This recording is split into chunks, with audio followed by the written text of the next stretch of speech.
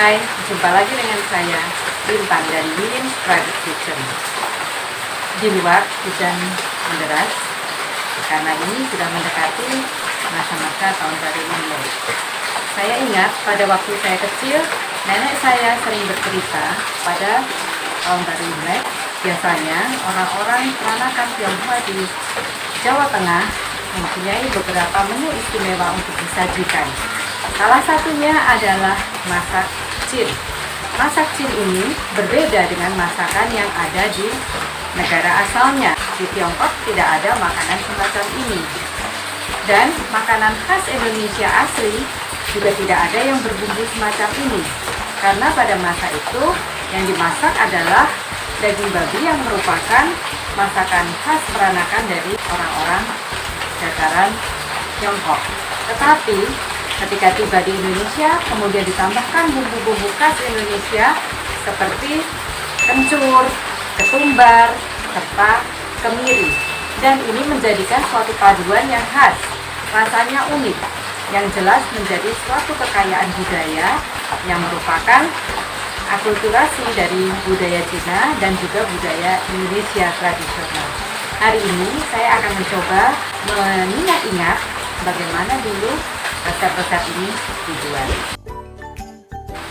Bahan-bahan yang kita butuhkan adalah kentang, bawang putih, bawang merah secukupnya, kemiri, kencur, ketumbar. Di sini saya menggunakan ketumbar bubuk supaya lebih mudah. Garam gunakan secukupnya sesuai selera. Merica bubuk, kecap manis cukupnya, air atau kaldu untuk ditambahkan ke dalam masakan kita nanti. Daging, kita pilih daging yang sedikit ada lemaknya supaya rasanya lebih gurih, dan kita potong-potong berbentuk kubus agak besar begini. Minyak untuk menumis, di sini saya menggunakan PCO buatan saya sendiri. Anda bebas menggunakan minyak apa saja untuk menumis. Setelah kita kupas, kentang kita potong.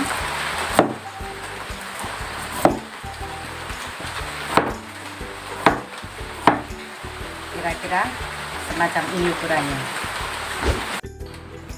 Sekarang kita akan mulai memasak. Langkah pertama, kita nyalakan kompor dulu. Ya, lalu kita panaskan wajan. Ini adalah minyak kelapa murni atau PCO buatan saya sendiri. Sedikit saja. Kita tunggu sampai minyaknya cukup panas. Lalu kita masukkan bumbu yang tadi sudah kita haluskan.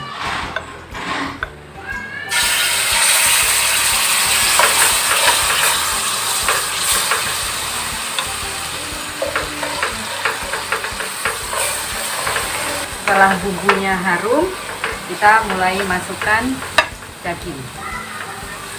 Boleh langsung dimasukkan begini, atau mau direbus dulu supaya lebih empuk dan bisa dipisahkan lemak-lemaknya juga boleh, sesuai selera.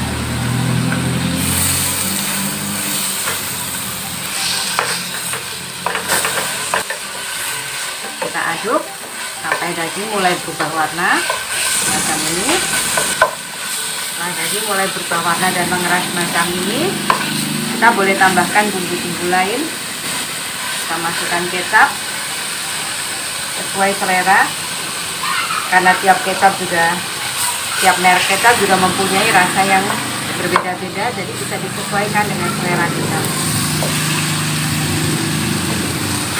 Setelah kecap mulai seperti begini, kita boleh masukkan bahan-bahan yang lain. Kentang ini tadi udah saya goreng setelah dipotong-potong, tetapi Anda juga bisa menggunakan kentang yang hanya dipotong-potong tanpa digoreng. Bebas, sesuai selera. Setelah ini kita masukkan air secukupnya.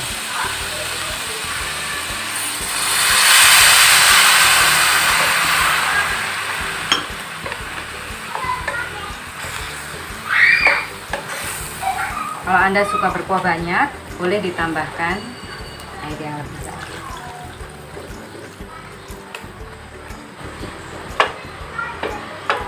Tambahkan juga merica dan garam. Hati-hati waktu membubuhkan garam, lebih baik terasa kurang asin. Nanti setelah hampir diangkat, kita cek lagi apakah sudah cukup. Nah, saya suka juga menambahkan telur ke dalam masakan ini.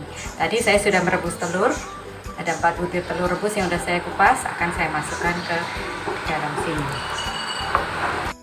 Kita tinggal membuat sayuran hijau dan makanan kita sudah siap. Sekarang kita tunggu sampai kuahnya berkurang, dagingnya empuk dan masakan ini matang.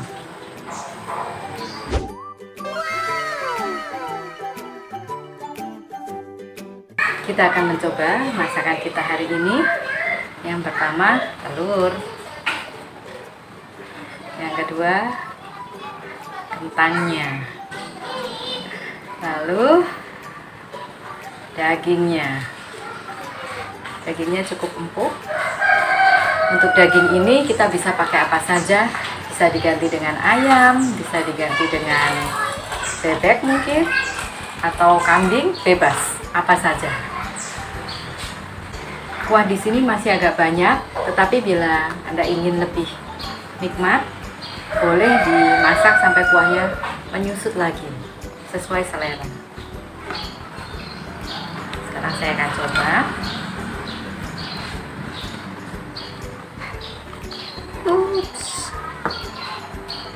Telurnya menjadi,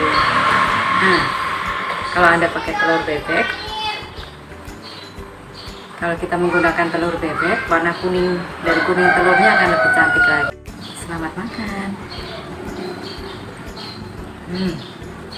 Nikmat. Kentangnya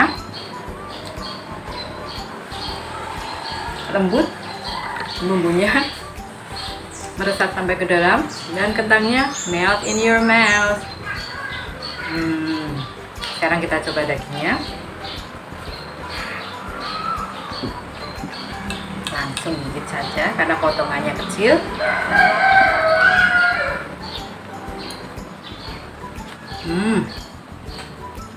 Cukup meresap. Tetapi kalau ingin jauh lebih meresap lagi, boleh dimasak lebih lama lagi. Dan bagaimana kalau kita tidak punya cukup waktu untuk menyiapkan masakan ini?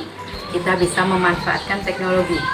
Apabila kita punya slow cooker di rumah, kita bisa masak seperti ini.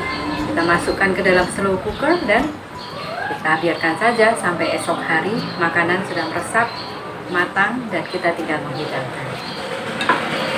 Oke, sampai jumpa lagi dengan saya di episode selanjutnya. Salam.